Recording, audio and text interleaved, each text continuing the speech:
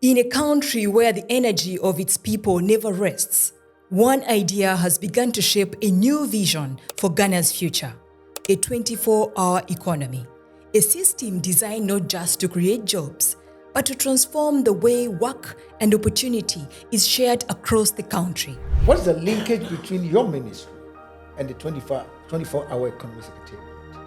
Because it's to do with job creation. Yeah, I work along with the 24-hour economy secretariats and encourage businesses. I've had meetings with employers.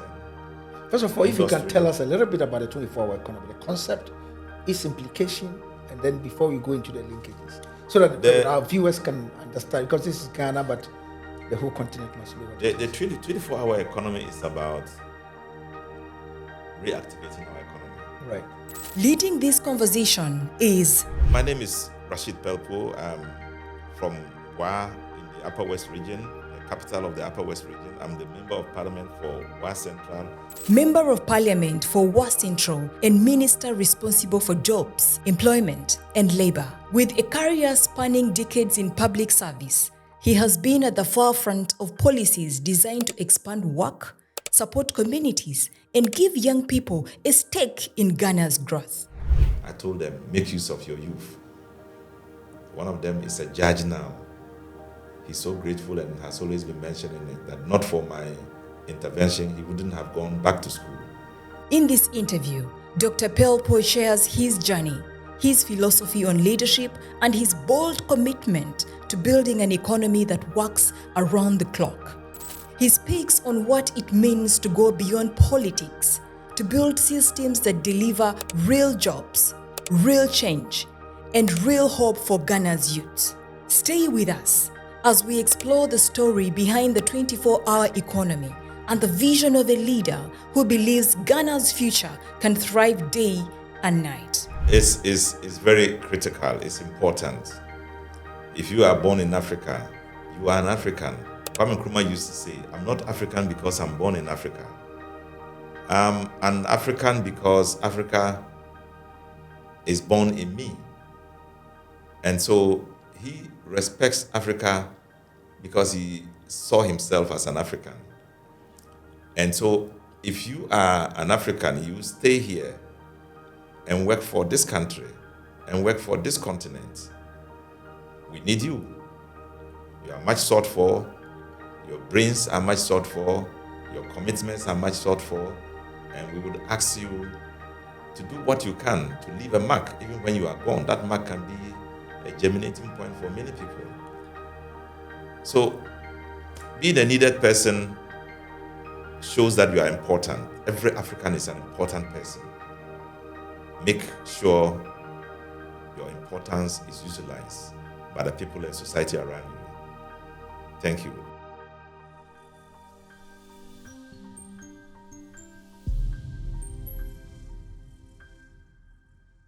It has been said that the only people who can make Africa become what it is you and I, Africans.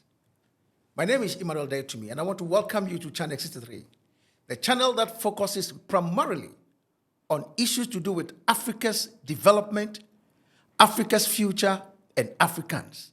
And here we are talking about policy issues that inform people, that enable policymakers and youth and women to be able to become active participants in shaping the future of the continent. And today I am privileged to be having my own good friend, the Honorable Minister for Jobs, Employment, and Labor in Ghana, my very good friend, Honorable Dr. Rashid Pelpuo, who is with me here in the studio to be talking about issues to do with jobs, to do with labor, to do with employment, not only in Ghana, but all over the continent.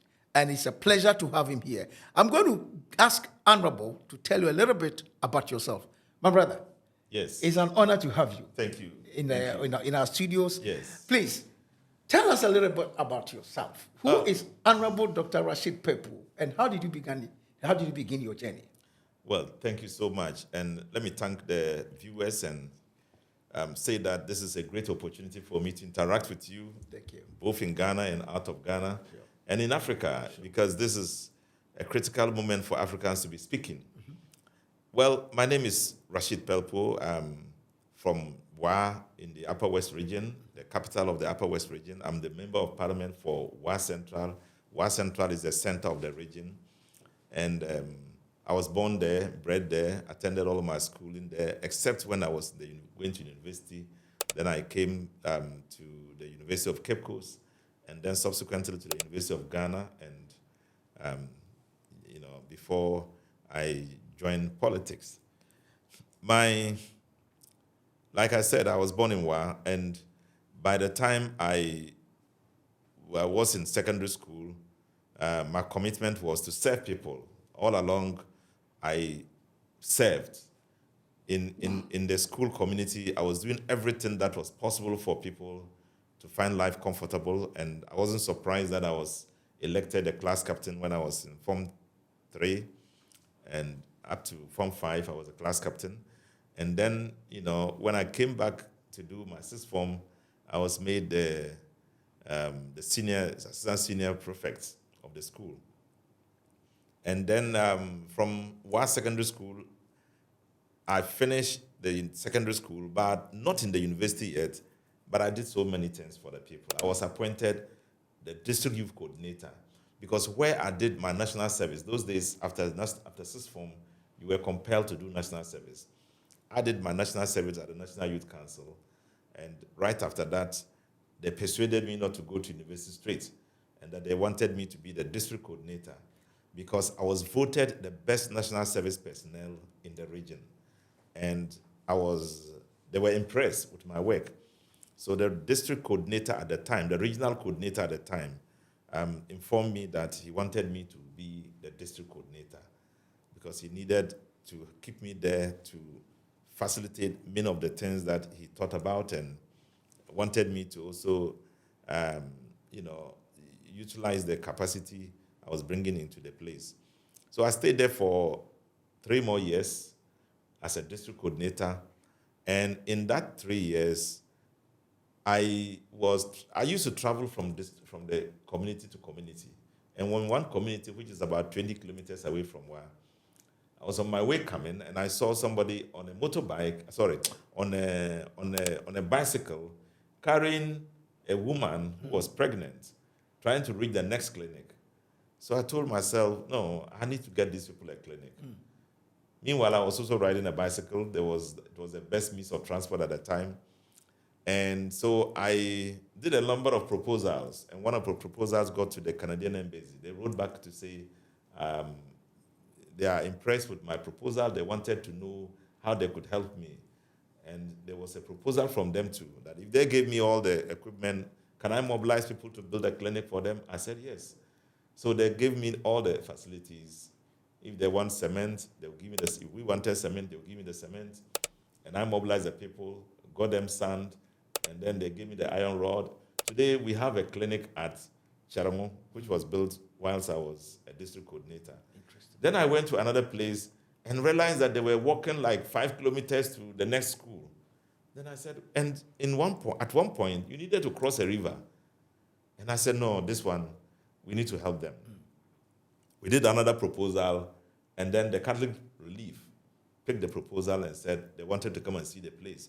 They really traveled. In fact, the road was so bad, and you get to the place from the place to the next village where they will attend the school was about 5 kilometers. And where it rained, anytime it rained, it meant that the kids were going to cross the road at a very high risk. So they saw all that and decided that they were going to build a classroom, 6 classroom blocks at the location, called Gudairi. So they put up a classroom there. And this is how I started my life, not as a university graduate and as a district coordinator, means of transport, bicycle, traveling all the communities, set up community farms, and encourage them to be on their own. Then I at one point, was promoted the regional youth coordinator. After 2 years of hard work, they just thought that, look, and the reports I used to write, my regional coordinator would pass them on. And they said, no, this guy, he can work as a regional coordinator. So regional coordinator, is it as in by the government or Yes, by the government. then? I was district youth coordinator. So I was promoted acting regional youth coordinator. Right. So it enabled me to strengthen my reach to the whole region. Absolutely. This is before I was 27 years. Interesting. Yes. So I was then stretching my tentacles to everywhere in the region. And one of the things I did was to say, I went to, these training institutes for young people. Yeah. This youth, what do you call it? Youth leadership training Centers. Yes. Or institutes. Yes. Yeah, so I realized there was one at Asankare, another one at Avemapomi, another one at Takoradi, Right. and then in Accra.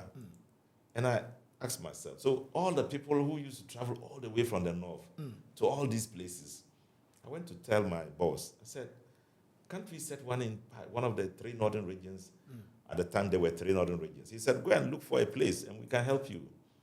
So I went around the northern regions and found a place, and he said, okay, whatever you can do to set it up is your responsibility. Interesting. So today, if you have ISA Youth Leadership Training Institute, I set it up there. Yeah. And all that before the age of 30? Yeah, before the age of 30. In fact, I was 26 when I became the acting regional youth coordinator. Interesting. So after working in that position for 1 more year, I told myself, look, the speed at which I'm going, I need to go back to the university. Because when I wrote the A-levels, I qualified, except that I was persuaded to stay. Yeah. And that's how I entered the university. And in the university, I belonged to so many groups. Right. I became, the first year I entered, normally you don't give positions to first-year students. Yeah. But I attended the Northern Students' Union. My contributions were impressive. The next moment I went there, they decided to nominate me as a president. And then First year? Yeah. Which year was this? 1990. Wow. I opposed it, but they insisted. So I became the president. Right. And then in 1992, there was this activity about political party. Sure. And they called me to say, can't you set up something in a student wing of the NDC in your school? Because I had a link with them because of the fact that I was the district youth coordinator. Yeah. But I was also the president of the National Democratic Congress, which was the youth wing put in place by the government to take over the PNDC. They didn't have the intention of going democratic, but they had the commitment to make sure young people will one day take over from them. So they set up the Democratic Youth League of Ghana, and I was a president in the region. So as a result, I was linked with them. And they said, set up this thing for us. So if you hear about TAIN, Tertiary Education Institutions Network, I set it up as the first president of TAIN. Interesting. And then it's all over the country now. Right. Yeah, so, and I decided to contest the SRC elections. Right.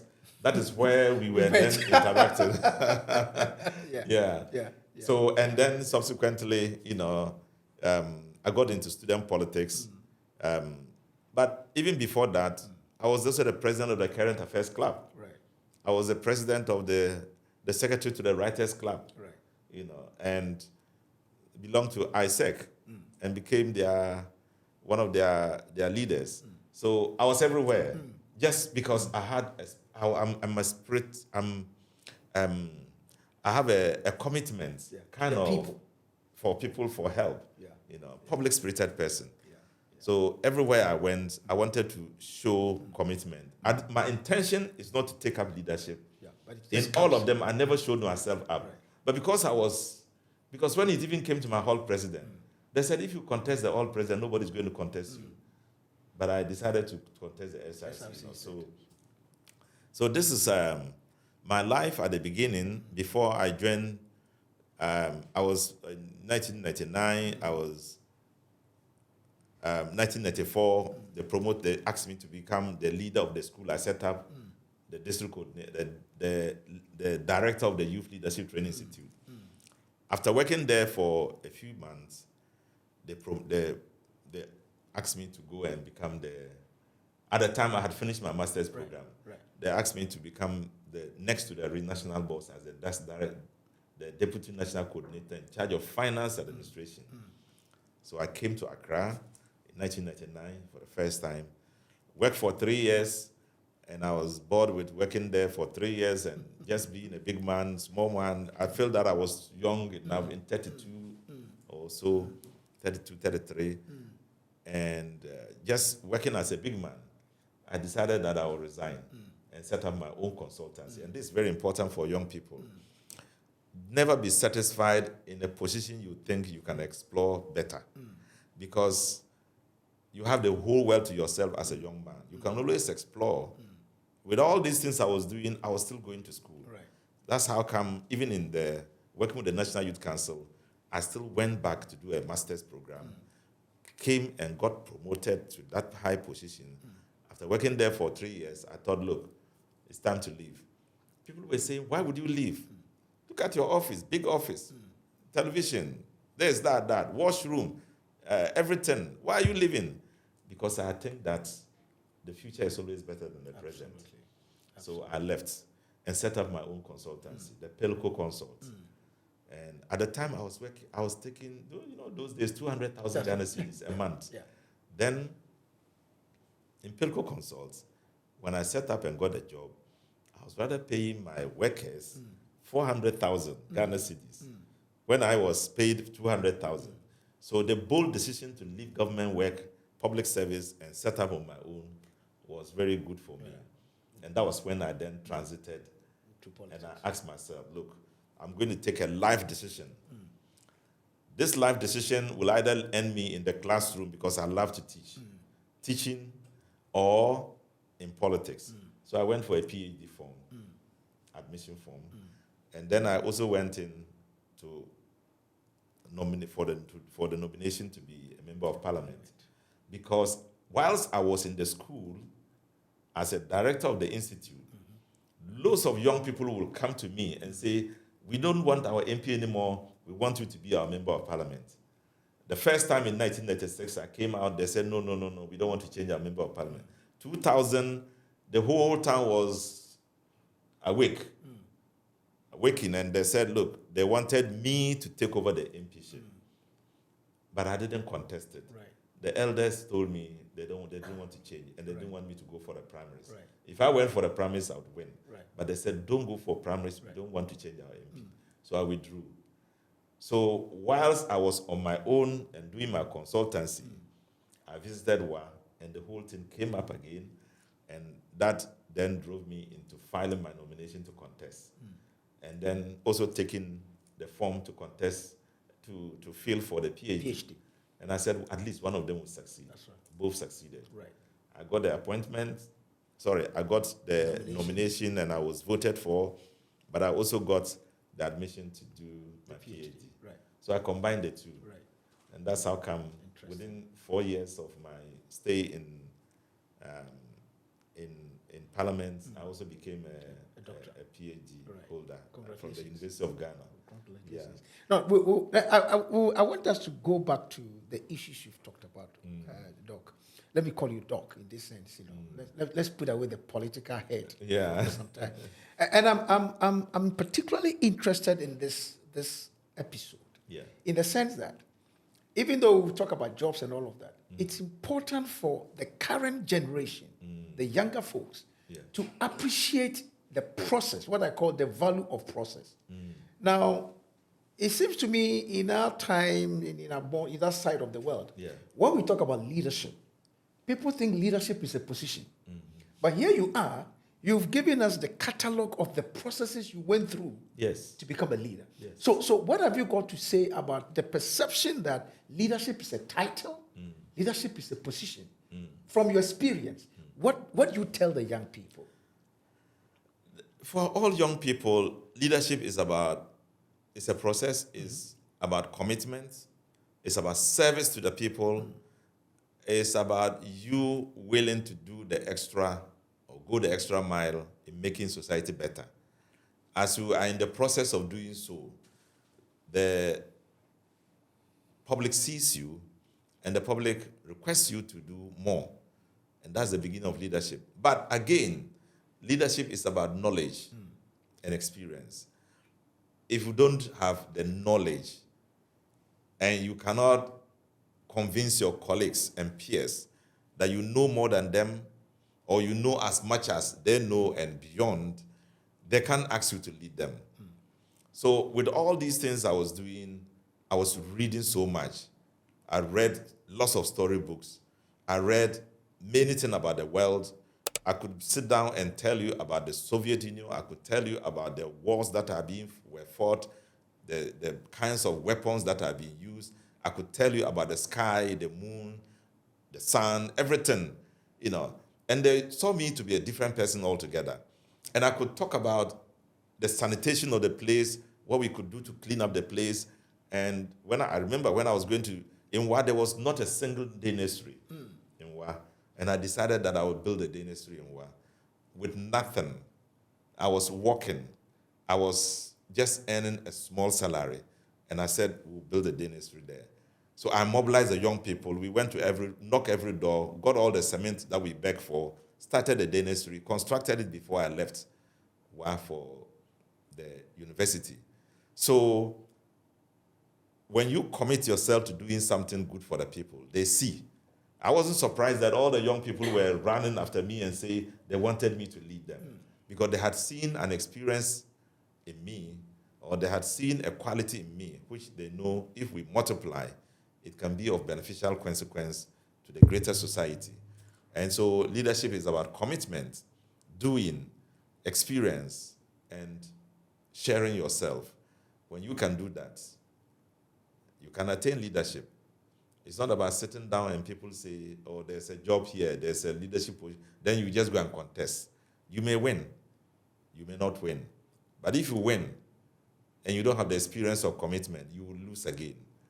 So this is a bit I just want to say about the leadership. Thank you. Yeah. I mean, this is incredible. And, many people don't know this about you. Yeah. People know you, and, when I'm in private, when I tell people you're my colleague and people, and I said to people, you need to know the story behind the man. Yeah. Because people don't know these kind of stories. So congratulations, my brother. It's been a journey, but I'm proud of you. I must be honest. When in the university, when you came with Mensa Otabel, yes, and you came to speak to us, I looked at this man and I said, look, he has a future. Yes. Speaking to students, his colleagues, and with such wide knowledge and very eloquent, I said, no, this guy, maybe one day we'll meet. And then we met. And then here we are talking about that. So, Honorable, let me congratulate you in the first place. This is excellent. So now you've been an MP for 20 years, if I'm not mistaken. 21 years. We are in my 21st year. Interesting. Yes. How has it been so far? It's been a lot of hell, but a lot of greatness, goodness coming your way. Tell us a bit of the hell. The hell is that a whole population see you as a father. The whole population is requesting something from you. Individuals see you as somebody who can provide the things they are looking for. They ask you for school fees. They ask you, then their house is broken down. When the roof is taken off, it's you who are they asking for. When their child is sick, they're asking you. Everything that will touch the lives of people negatively, they're asking you to solve it. You can't solve all of it. You sit down and you feel the pain. Well, how did we get to this point? That's the thing. It is. I have a feeling that when the white man came and colonized us, he provided us with things we never knew were in existence. Right. Apart from the guns, they come to build for us. The leader will always say they do this and they will do. And when he left, people still feel that when you become a leader, you are the one to provide those things. But they forgot that it is the taxes you pay that do those things, not the individual in his pocket. I recall helping somebody. He came to me and said, his car is broken down, but he used the car to help society, help us a lot, and that his car is broken down. And then I said, okay, because the car is useful for everybody, I'm going to use my common fund to buy an engine for you, to start the car again. He was very angry with me. Why I couldn't put my hand in my pocket and gave him the money, and I'm saying he should go and take common fund, which would delay him like 2 weeks or 3 weeks. Well, why? Yeah, he said that I should pay him the money. Why are you asking me to go to common fund? But they believe is that the solution he wanted. They believe that the member of parliament is a rich man. When you come today, he can solve your problem today. if you can solve it later on by other means, they say, oh, he didn't use his own money. He used common, it's our money, you know. But Honorable, this is not part of our conversation, but let's explore that. Is it not the politicians who have made it the way it is now? It is a combination of the politicians, people who have not been in politics, believe that when we are there, we have a lot of money, we are rich. But you show it. So when they are you drive big cars, when they are going to campaign, you have a policeman, you eat good food. You see that when they are going to campaign, you honorable. Yes. Now with all these accolades and impressions you have, people who have not been in politics, they carry them along. Absolutely. So when they are going to campaign, they now behave like the man has everything, he's not doing much. Right. I can do more. I remember somebody saying, I'll make sure every student is paid some allowance.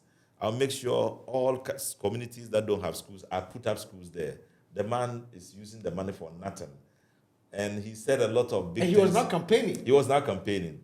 Now, supposing he wins, that is the impression people are going to have. But he was completely wrong. The member of parliament's salary is very low. Absolutely. Regretfully, very low. The car you take, they take, right now, let me give you in the last parliament, the car I took and every other MP took, you were given a loan. Okay. They were taking 6,500 Ghana cedis from your salary. Every month? Every month. Your salary at the time was about 25,000. Right. They were taking 6,500 from it. Right. What is left? 19 something. Yeah. Then they were taking an insurance from it. Sure. They were taking the dues you pay to your party from it.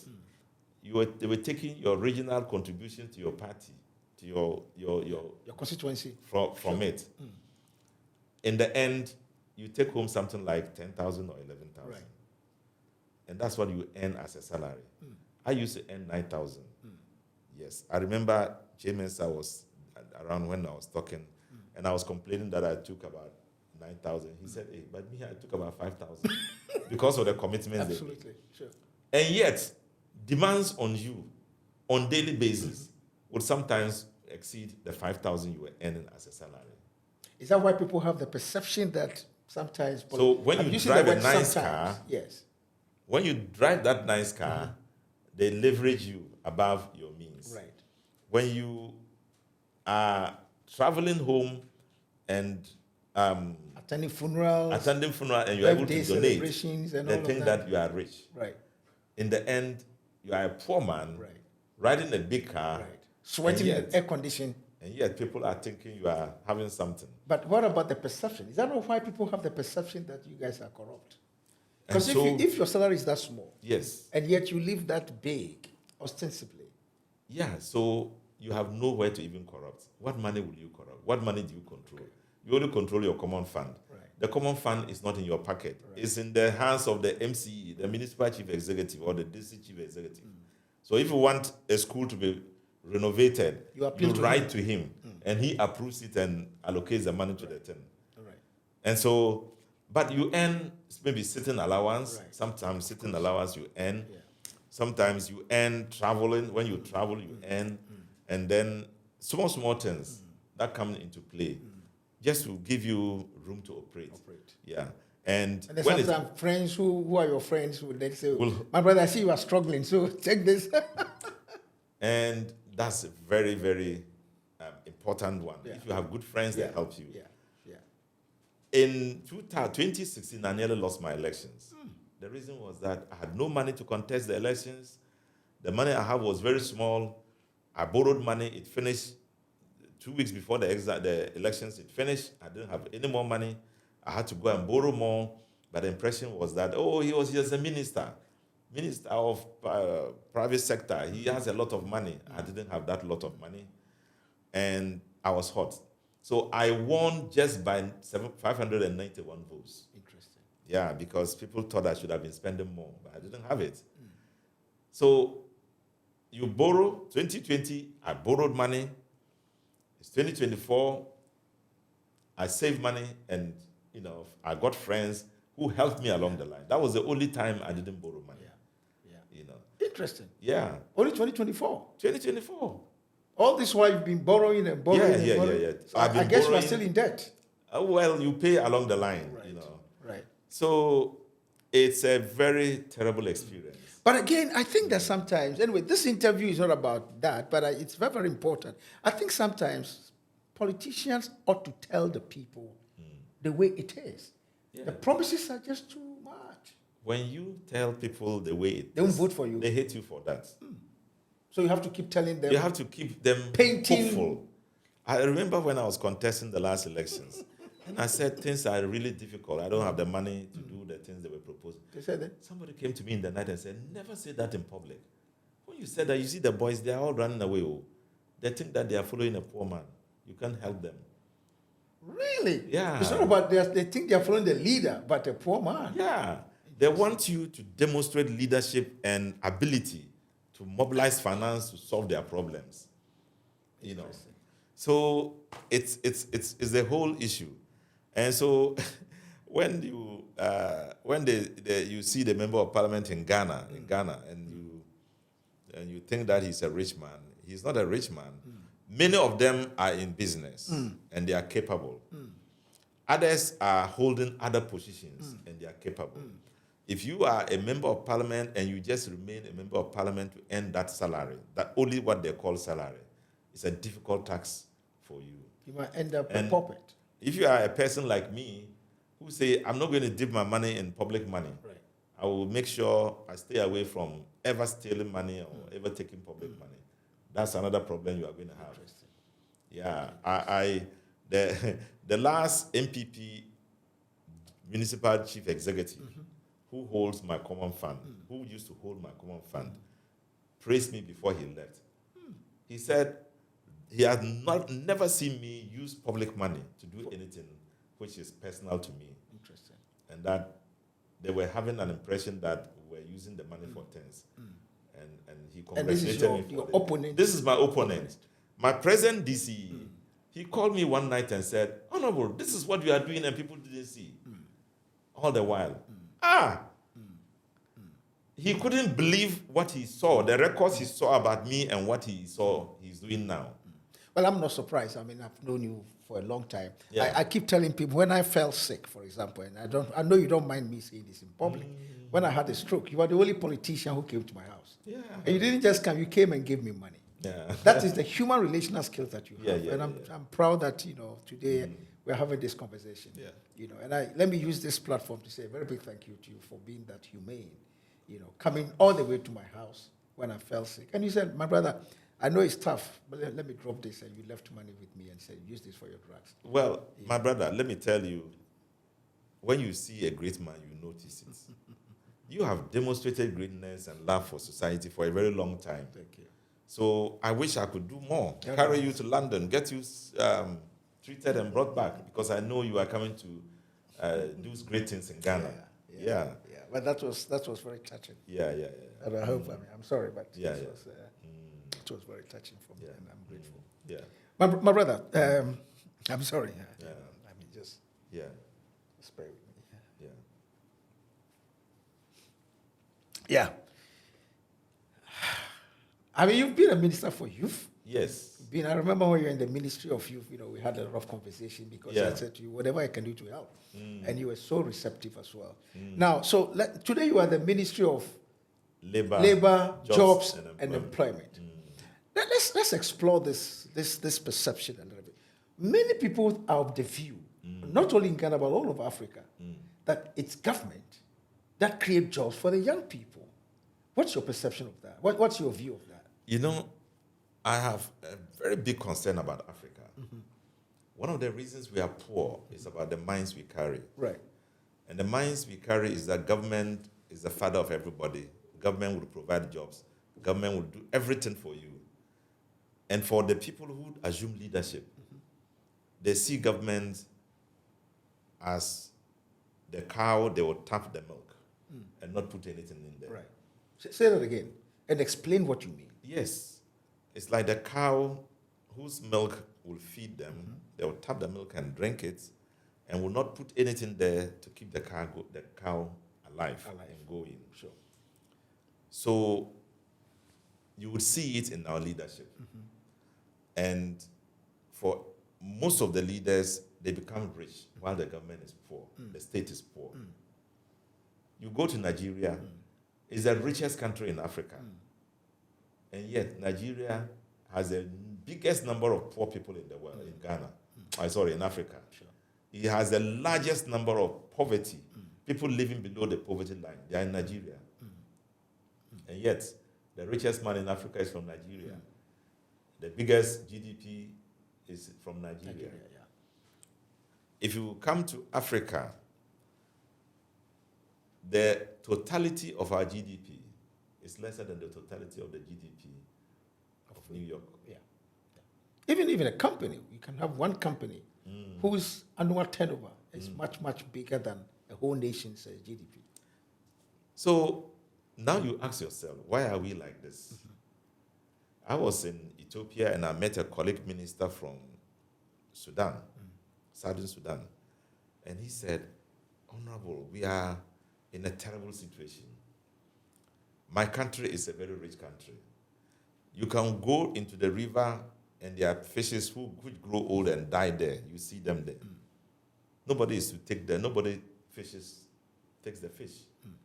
Because it's so much, people can eat and still leave them there. There are minerals there, much more minerals than anybody. You are saying in Ghana, you have minerals. Come to our place and see. We have more minerals. And yet we are very poor, even poorer, far poorer than Ghana. I complain about their airport. The moment you clear out of the airport, the place is so disorganized. And I said, look, just spend a few millions of dollars, make asphalt in this place, make car park. Why is this? Then he started telling me the story. But this is Africa. We have all the wealth, we have all the riches. If you take the brains, I looked at the analysis of the best country that has influenced the world. Ghana was first. The best people were from Ghana. Kwame Nkrumah, one of the best politicians, the best voted, the best. Annan, one of the best statesmen, former UN General Secretary. Sure.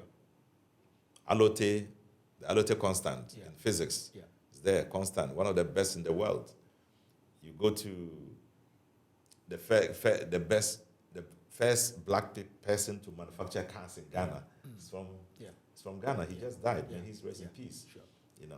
Even the broadband. The broadband, internet. The broadband, internet. And they listed 4 more people who are making it big in the US in science and technology. It's not that we don't have the brains. Right. This is just to say that it's not that we don't have the brains, but we cannot use the brains to benefit the country. And why is it like that? And that is the why we are talking about. It is because of the mentality of the African. We believe that somebody else is coming to help us rather than ourselves. Right. So Honorable, let me link what you have just said to the issue of unemployment and underemployment. Today we are still producing young people who can't, apart from they cannot get jobs. The skills we are giving them is not commensurate to what the private sector is looking for. And then again, the issue of leadership. There's issues you've talked about is leadership. Yes. Where did we get it wrong? And how can we address this particular issue? You can decide to zero in only on the employment because that's your ministry now. Are you talking to the private sector? Are you bringing education and private sector to talk so we can address this misfit? Is a wide gap between the reality and the academic. Right. There's a very wide gap. What we do in Ghana is to follow what has been left for us by the colonial regime. They were eager to train people to be literate so they can serve them in the civil service structure, to be able to manage the system. They needed intellectuals, educated people. So the subjects that were available were history, geography, mathematics, those ones. We still dwell in them. Why? If you go into the universities, the biggest courses are the sciences. Arts. The arts, yes. But it's taken us 60 years. 60 years, and it's still the same. Science is a small faculty. And you have all the other faculties that are there doing well, you know. But science is a very small one. Even people perform worse in science because after science, what do you do? Yeah. And even the equipment to support the training is not there. Yeah. Yeah. So now you are in charge of employment. And I'm asking, are you trying to, broker a deal between education ministry and the private sector, for example? Yeah. So we can now- address the issue of under labor and then, the skills gap. Yeah, Skills so first gap. of all, you have to identify the problem, which you and I have identified. And now, the solution of it is to let the country, utilize the kind of labor they require. And that's going to influence the kind of education we will provide them. If we continue to provide them the soft education, Paper education, Title. yeah, all of them want to sit in office and write. Nobody wants to go and do any hard work. Then it becomes a problem. Right. So that's why the TVET program is important. Okay. And we are developing a situation where you can do technical into the university. Now we have a very good relation with the Germans. Okay. And they want to utilize Ghanaian labor. Okay. When they come and take our university students, they need to be trained because there's nothing about them that can be useful in a workplace. They can't work in industry because they want to be clerks and they are not looking for clerks. They want people on the job itself. They are not there. Right. So we have been thinking about how now to redefine our education, how now to make sure our education is commensurate with the needs of the country. Right. How now to make sure we indulge in investments that are going to be more productive than everybody NGO, So, and then church. These are the two in Ghana. They are running churches, they are selling our warehouses and business houses to church buildings. And if you go to industrial area, they sell 2 factories to church owners and they are putting up their churches there. Yeah, it's everywhere. And in Uganda, I saw a place that has been developed and they said that it was a factory, now a church, the biggest church. And I hear the president even came there to cut the sword. So Africans will have to know that God has already given us all that we need. The brains, the good health, the society to live in, the wealth to explore have all been given to us. We now have to utilize the brain to his satisfaction, to his grace. We are not using the brains to his grace. I saw pictures of people who are in prayer and you wonder why. Pray 24 hours, pray till daybreak. I don't know what they are looking for. The brains to use to get what you want is given to you. You are not utilizing it, you are praying. For God to do what else for you? As for prayer for heaven, you can always do that at home. Once in a while you go to church, you can do that on Sundays.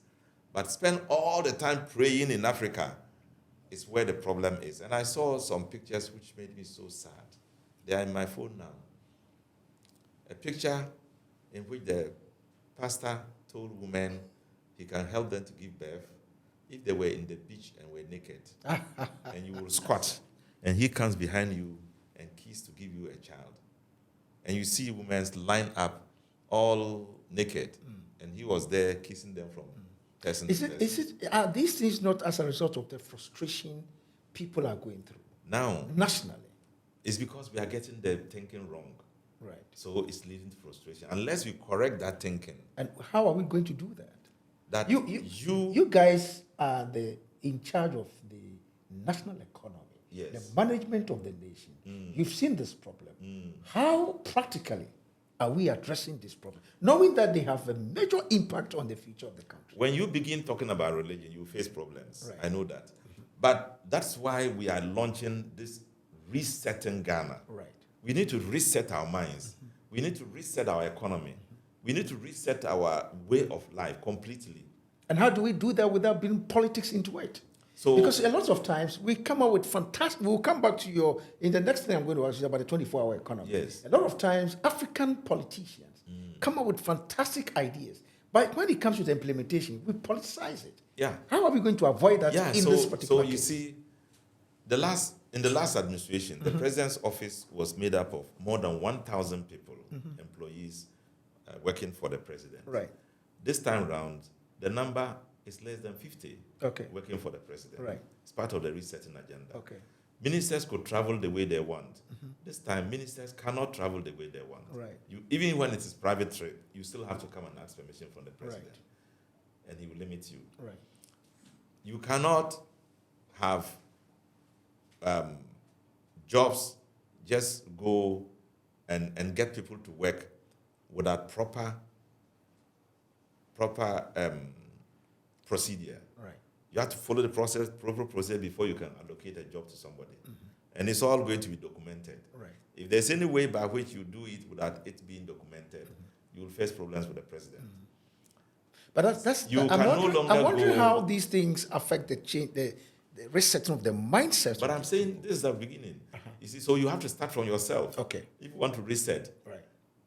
the attitude that we used to go every month, every week, they will come and give the minister coupons. Right. Fuel For coupons. fuel. It's cancelled. Right. You can go and pay your own fuel. Right. The attitude where you will take a vehicle and take another one is cancelled. We have not bought any vehicle for anybody. The people current- need the money. You can't use them to be buying vehicles.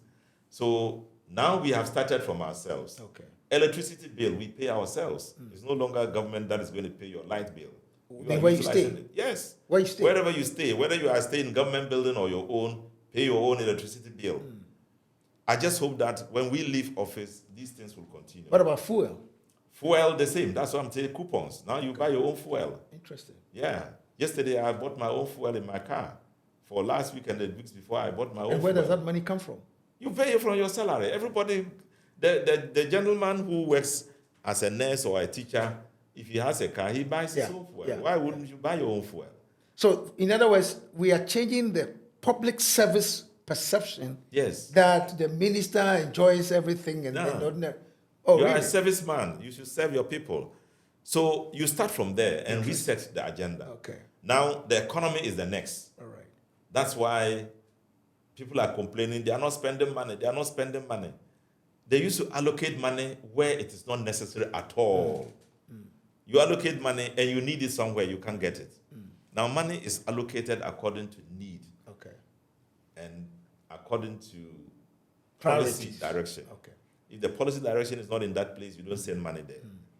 So Let's go to your the government's agenda 24-hour economy. Yes. I've been privileged to look at the document. In fact, I saw the document right from the beginning, and very fantastic ideas.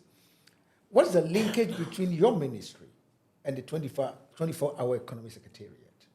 Because it's to do with job creation. yeah, I work along with the 24-hour economy Okay. secretariats and encourage businesses. I've had meetings with employers and First of all, if you can Industry. tell us a little bit about the 24-hour economy, the concept, its implication, and then before we go into the linkages, so that our viewers can understand, because this is Ghana, but the whole continent must know what it the is. 24-hour economy is about reactivating our economy, Right. making sure what we could do for 1 day, 3 days, we could use 1 day to do it. What you could do for 3 months, you use 1 month to do it. In other words, if you were going to do a construction, you are in the construction industry, you want to do a road, and every day your workers work 8 hours. Not because you stop working, not because the work is finished, but because you have only one workforce, and once they're finished, they go home. Now, in the 24-hour economy, we say once they finish and go and the work is not finished, hire another 8, another workforce to continue where the others stopped. So so in other words, you want to maximize time. Yes, you want to finish the job Because- early. You want to speed because- up the running of the economy. So maximization of time. Yes. Because the same people who would have waited and come back the next day, Some now they'll others do will less hour. No, do the 8 hours. Yeah, they'll do the 8 hours. But Another then 8 hours is another there. 8 hours can, which means Then you that take this first batch will not have the opportunity to do another.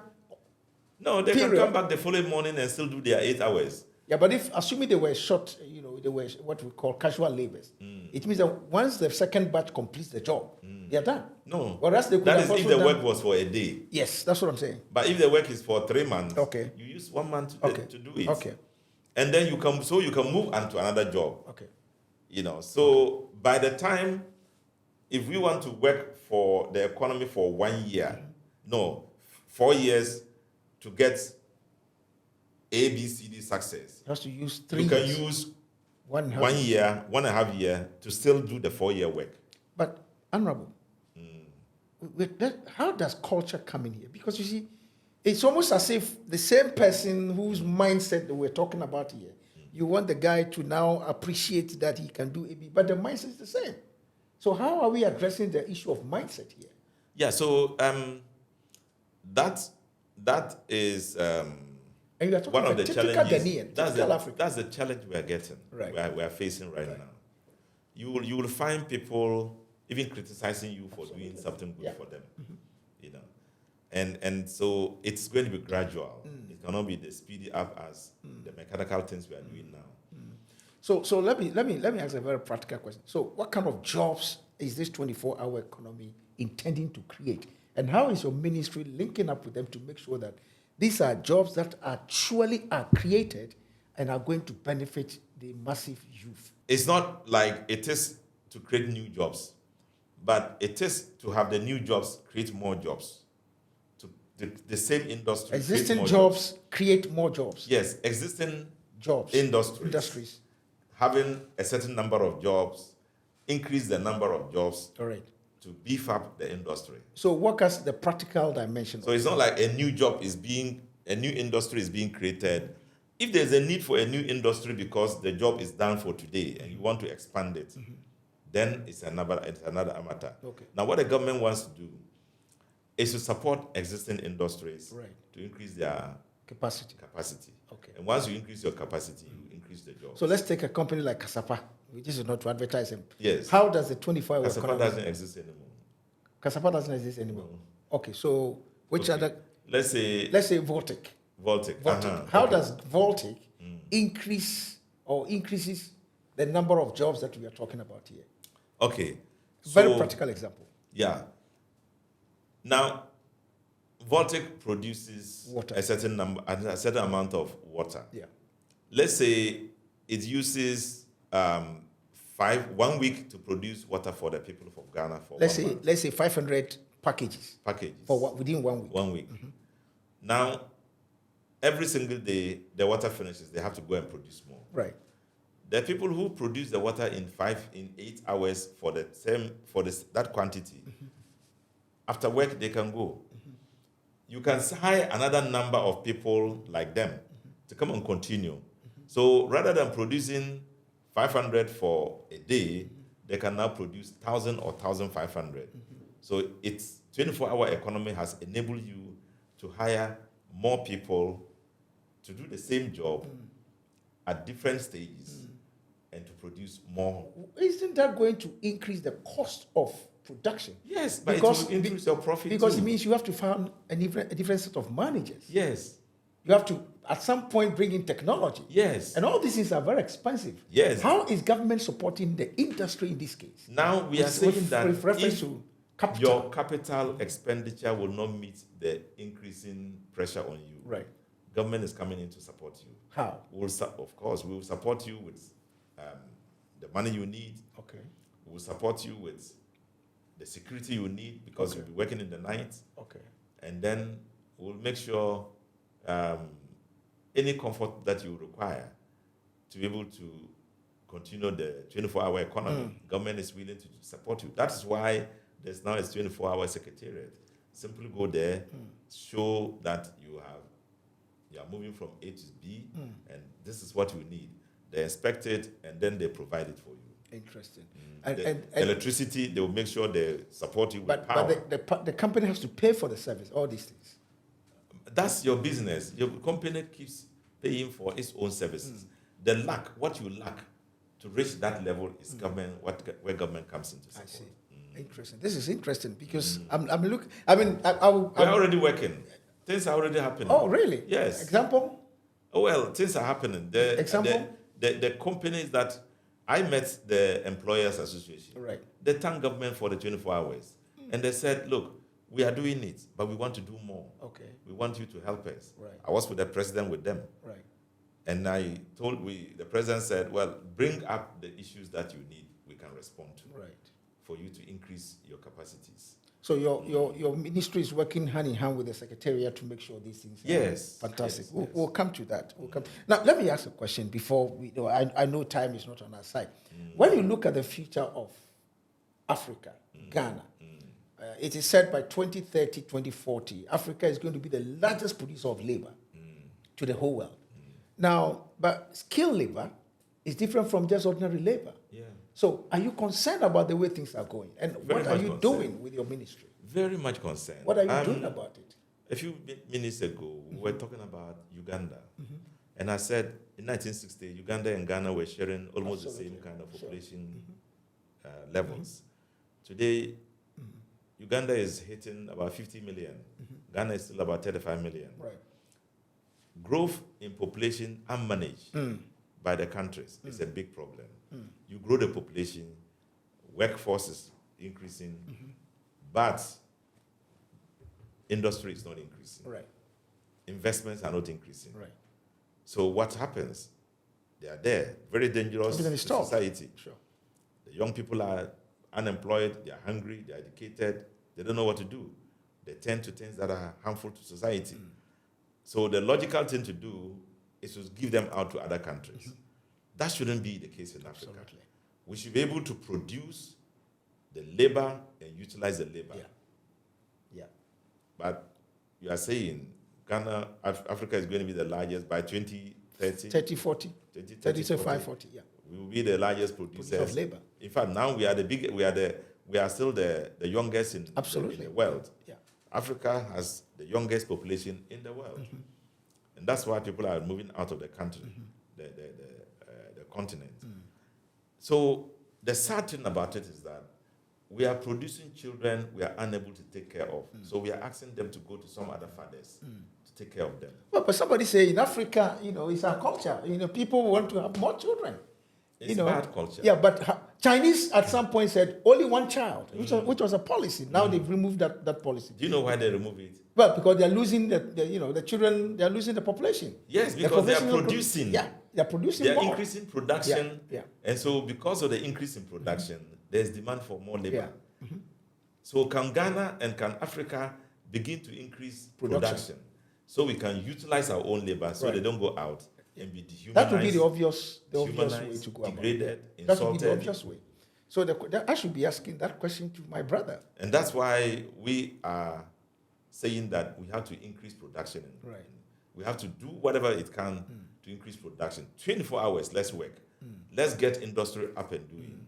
Let's get our young people to stay here and work. And then let's improve our education. Let's put emphasis on TVET, technical and vocational education programs. Let's increase our emphasis on it. And let's widen the scope of work at the various areas of industry so that people can get employed. Yeah. Interesting. So, unfortunately, we've run out of time. But my brother, there's one thing I want you to address for me. If you look into the future, by 2050, thereabout, what kind of Ghana do you see? And with your ministry now, I was telling somebody that I have no doubt that with my brother, Dr. Rashid Pelpuo, in charge of Ministry of Jobs and Employment and Labor, there's future for this country. But I know you don't sleep. Yeah. What kind of Ghana or Africa do you see by 2040? I want to see an Africa conscious of itself, aware of its disadvantages, and aware of its advantages, and how to take advantage of them. And I want to see Ghana, a young person in Ghana, growing to make sure he himself is a source of employment, and that he has the courage and confidence to set up on his own. Look at how you and I grew up. Eventually, we set up on our own. Absolutely. That people should no longer see others as their source of help, and that Europe and America cannot be a place that we will see all the time to be the ones who salvage us, and that salvation can be in Africa. And that through our hard work, our education, and commitment to work, we can progress. And Ghana can continue to be the leader in Africa. And that being that leader means that we need to work much more than we are working now, utilize the resources available to us. We have a rich continent, a rich country. We have gold, we have manganese, we have lithium, we have oil. Everything that makes a human being comfortable, we would utilize in the next 20, 30 to 50. I want to see us bend down to pick the gold given us and progress with it, and make progress with it, and make our people happier than we are making them now. Provide the infrastructure we need, and make sure our children are more comfortable. Well, where does mentorship come in any of your policies or implementation programs? Mentorship. Because you have a lot of young people. You know, you and I used to have what we call the job. You know, before you finish school, you go to a company to do, what is the term for it? Attachment. There's another one that you know. So you go and try your skills, your hands, and all those things. But that's another form of mentorship. It's dying out. It's dying out. So I spoke somewhere and I was praising Germany for that. Right. Germany is a leader in this one. And I was saying, why wouldn't Ghana start doing that? And I was speaking to industry leaders, captains of industry. And I said, let's do that. Let's now allow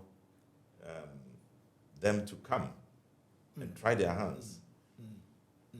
You know, unfortunately, the people we are training are not doing practical work. But the people who are doing the work, they want people to use their hands. Fortunately, there are training institutes that are coming up, like TDI, technical and something. They are coming up very strongly. Interesting. And they are sending their students out to attach and come out. And I understand almost 90% of the people who pass through there get themselves into jobs. My brother, it's unfortunate that we have to end this conversation because, you know, I know you have a meeting, you have to go and all of that. We've spoken a lot. You've talked about your background, which for me is so rich, and many people don't know about these things. Now, you look at the way our young people are going now. It's scary, very, very scary.